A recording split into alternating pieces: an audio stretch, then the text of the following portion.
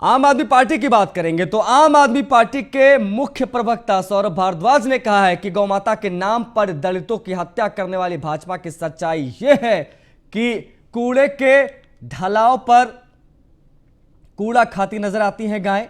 उन्होंने कहा कि एमसीडी में शासित बीजेपी के नेताओं के संरक्षण में अवैध डेयरियां चल रही हैं, जहां निकालकर उन्हें फिर सड़कों पर कूड़ा खाने के लिए छोड़ दिया जाता है। दिल्ली सरकार से पैसा मिलने के बावजूद एमसीडी गायों का संरक्षण करने में फेल साबित हुई है। दिल्ली के सरकारी अस्पतालों के आंकड़ों के अनुसार दिल्ली में हर महीने करीब 250 एक्सीडेंट गायों की वजह से हो रहे हैं, लेकिन भाजपा की ओर से कोई कार्रवाई नहीं है।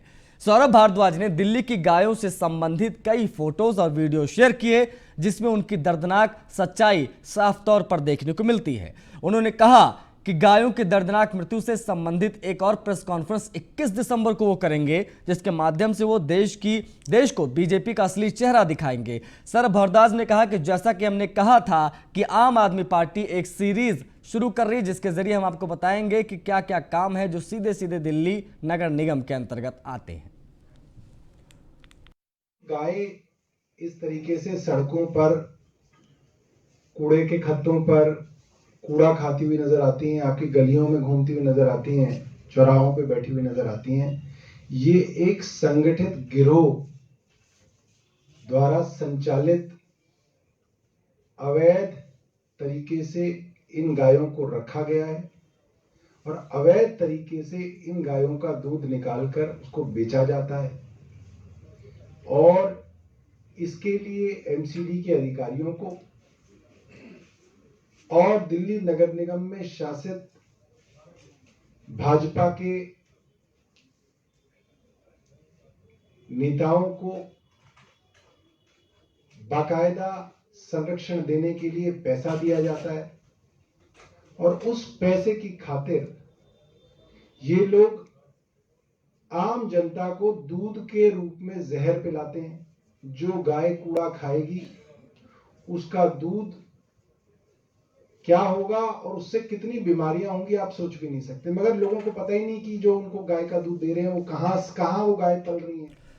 दिल्ली पुलिस ने युवाओं के रोजगार के लिए एक नई पहल की है। दिल्ली के कमिश्नर राकेश अस्थाना ने युवा 2.0 लॉन्च किया। इस कार्यक्रम के माध्यम से सभी वर्ग के युवा अपने मनपसंद कोर्स में दाखिला लेकर रोजगार हासिल कर सकते हैं। दिल्ली पुलिस कमिश्नर राकेश अस्थाना ने युवा 2.0 लॉन्च करते हुए कहा कि यह कदम सकारात्मक कदम है जो समाज में फैली हुई बुराई को खत्म करेगा। बता दें कि दिल्ली में लगातार बढ़ते अपराध के ग्राफ को कम करने के लिए दिल्ली पुलिस ने यह पहल की है। युवा का यह दूसरा एडिशन आज दिल्ली पुलिस ने लॉन्च किया है। पहले एडिशन में हम गवर्नमेंट ऑफ इंडिया के फंडिंग से इसको करते थे। इस वक्त इस एडिशन में CSR फंडिंग से ये कार्यक्रम चलाया जाएगा।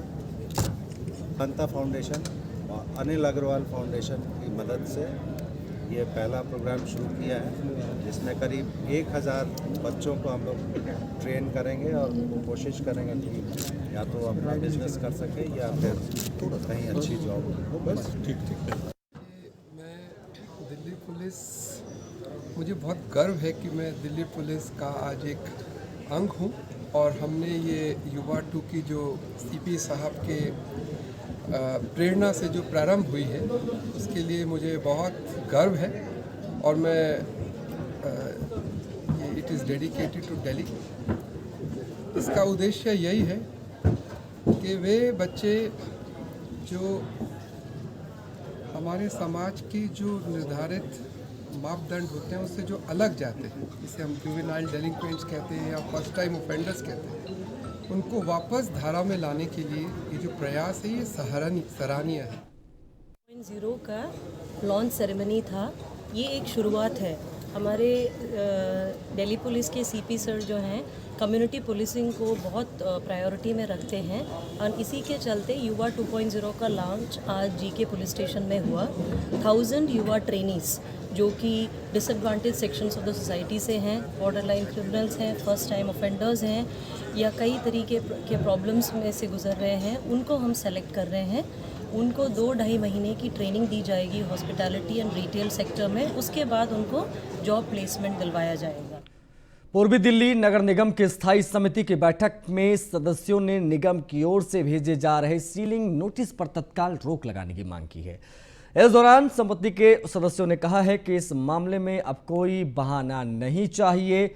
निगमायुक्त विकास आनंद ने कहा है कि नोटिस जारी करना हमें अच्छा नहीं लगता, लेकिन निगम को चलाने के लिए राजस्व की भी जरूरत होती है।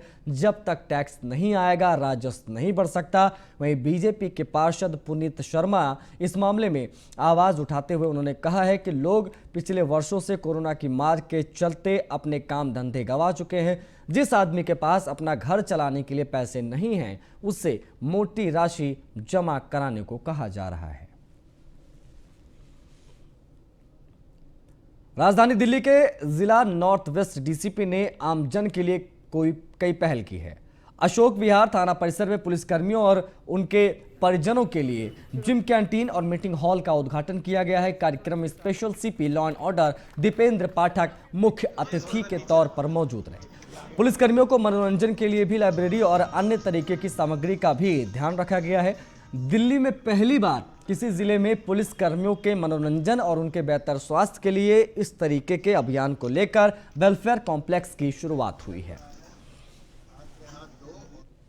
ये दिल्ली पुलिस का जो वेलफेयर का फोकस है, जिसमें हम पुलिस कर्मियों को ध्यान में रखते हुए, पुलिस कर्मियों के परिवार को ध्यान में रखते हुए और जो पुलिस परिसर में जो विजिटर्स आते हैं उनको ध्यान में रखते हुए, ये जो चाहे वो जिम की व्यवस्था का जो आज अनावरण हुआ है वो, या लाइब्रेरी का हुआ है, या कैंटीन का हुआ है, वो उसका एक नमूना है और ये पैन दिल्ली लेवल पर ये चल रहा है। हम बेहतर तरीके से और हर तरह के जो भी छोटे छोटे एफर्ट होते हैं वो, और जो तमाम जो नई ज़रूरतें सामने आती हैं उनको ध्यान में रखते हुए हम एक बेहतर वातावरण ये दे रहे हैं ताकि जो पुलिसकर्मी हैं वो बेहतर तरीके से काम कर। कभी सुरक्षा से विकास, कभी तेजस्विनी, और अब एक नई पहल साथी। हमारे साथ खास बातचीत में मौजूद हैं north west DCP Usha Ranganani, जिनसे जानेंगे मैम क्या है ये साथी पहल। आज श्री दीपेंद्र पाठक IPS, special commissioner of police law and order zone 1 ने साथी इंटीग्रेटेड वेलफेयर कॉम्प्लेक्स का उद्घाटन किया।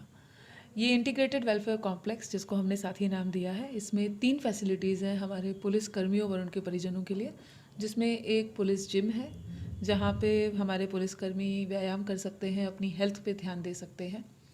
साथ में एक मॉडर्न कैंटीन है जहाँ पे सस्ते दरों पर हेल्दी न्यूट्रिशियस फूड और साथ में टेस्टी फूड अवेलेबल रहेगा, साथ में रिफ्रेशमेंट फैसिलिटीज़ भी रहेंगी।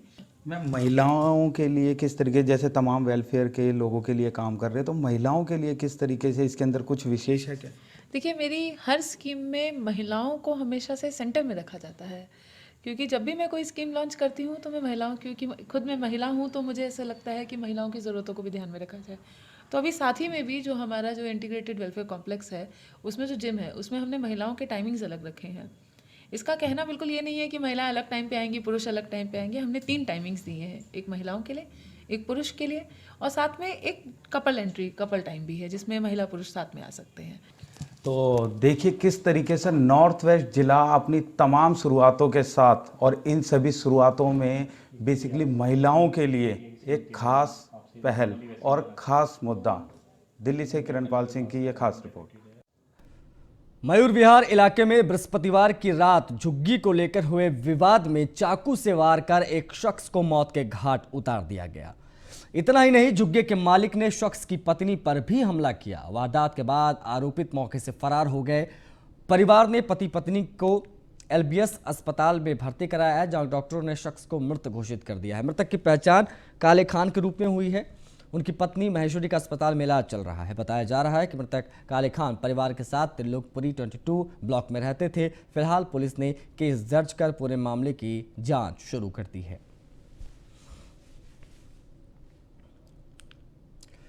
तो दिल्ली में क्राइम ग्राफ लगातार बढ़ता ही जा रहा है, जहां हत्या, लूट, स्नैचिंग, गोलियां चलाना जैसी बातें अब आम हो चली हैं। दरअसल रोहड़ी जिले में पिछले कई दिनों से लगातार एक के बाद एक सिलसिलेवार वारदातें हो रही हैं। अभी प्रेमनगर इलाके में मिले मानव धड़ की गुत्थी ये सुलझी भी नहीं थी कि रोहिणी के ही विजय विहार इलाके में एक 14 साल के नाबालिग का खून से लथपथ शव मिला। इसकी बड़ी बेरहमी से निर्मम हत्या की गई थी। बताया जा रहा है कि नाबालिग पिछले 2 दिनों से घर से लापता था। आज विजय विहार में खाली खंडहर में उसका शव बरामद हुआ। मृतक की मां ने बताया कि कभी कभी नशा आदि किया करता था और 2 दिन से घर से लापता था और आज किसी ने घर आकर बताया कि खाली पड़े फ्लैट में किसी लड़के का मर्डर कर दिया गया है। बहरहाल पुलिस ने शव को कब्जे में लेकर आगे की तफ्तीश शुरू कर दी है। सर मुझे कुछ नहीं पता। परसों 4-5 बजे की टाइम थी, खाने की रेहड़ी पे खड़ा था ठेली पे, तो मेरे पास आया, मम्मी मुझे खाना खाना भूख लग रही है। तो सर मेरे पास पैसे नहीं थे, मैंने उसको डांट दिया, मैंने उसको पैसे नहीं दिए खाना खाने के, मेरे पास थे ही नहीं। तो रेहड़ी वाले को बोला मम्मी उधार पे दिला दे। मैंने बोला 700-800 रुपये उधार के हो रहे हैं। बोली मैं भी नहीं दूंगी खाना, ठेली जिस जो लगाती है, बोली मैं भी नहीं दूंगी। और सर मेरी इतनी बात हुई थी, उसके बाद मैंने उसको नहीं देखा है। उसके बाद मैंने उसको नहीं देखा। बाहरी दिल्ली के राज पार्क थाना पुलिस ने ऑपरेशन सतर्क के चलते 2 शराब माफियाओं को गिरफ्तार किया है। बता दें कि दिल्ली में अपराध पर अंकुश लगाने के मकसद से दिल्ली में अपने अपने स्तर पर जिले में अभियान चलाए जा रहे हैं। इस कड़ी में बाहरी जिले में ऑपरेशन सतर्क के चलते राजा पार्क थाना पुलिस ने 2 शराब तस्करों को गिरफ्तार किया है। दोनों आरोपियों के कब्जे से 1500 क्वार्टर हरियाणा की शराब बरामद की गई है। पूछताछ में दोनों की पहचान रियाज और टीनू के रूप में हुई है। दोनों ही नांगलोई के रहने वाले हैं।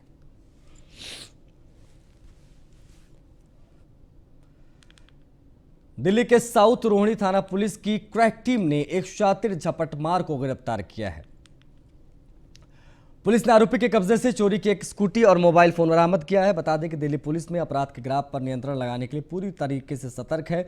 दिल्ली पुलिस अपराधियों को धरपकड़ के लिए एक्टिव मोड में है और अपराधियों को उनके असली जगह पहुंचाने का काम भी हो रहा है। इसी कड़ी में रोहिणी जिले की साउथ रोहिणी थाने की पुलिस ने शातिर झपटमार को गिरफ्तार किया। फिलहाल पुलिस आरोपी की गिरफ्तारी के बाद करीब 2 दर्जन मामलों को सुलझाने का दावा कर रही है। दिल्ली में बदमाशों के हौसले बुलंद हैं। दिल्ली पुलिस के लाख दावों के बाद भी वारदातें रुकने का नाम नहीं ले रही। दिल्ली के शालीमार बाग की अगर बात करें तो यहां बेखौफ बदमाशों ने स्नैचिंग की वारदात को अंजाम दिया। इस वारदात में बदमाश पीड़िता को कई मीटर तक अपनी स्कूटी से घसीटते ले गए। आप देख सकते कि कैसे स्कूटी पर सवार बदमाश एक महिला से मोबाइल छीनता है और उसके बाद उसे घसीटते हुए कई मीटर तक ले जाता है। पीड़िता शालीमार बाग इलाके की फोर्टिस हॉस्पिटल में ही काम करती है, जिसका अस्पताल में इलाज चल रहा है। फिलहाल पुलिस हर मामले की जांच कर रही है। हमारे सामने से वो लड़की को खींच के वहाँ से ले गए और लड़की बहुत दूर तक चली गई। कौन सी जगह से हुआ ये? ये फोर्टिस हॉस्पिटल के बाहर चौक से हुआ और वहाँ से सुपर मार्ट तक खींचते हुए ले गए। वहाँ तक कितने बजे का वहाँ पे टाइम था? 6:30-7 बजे के आसपास का टाइम था।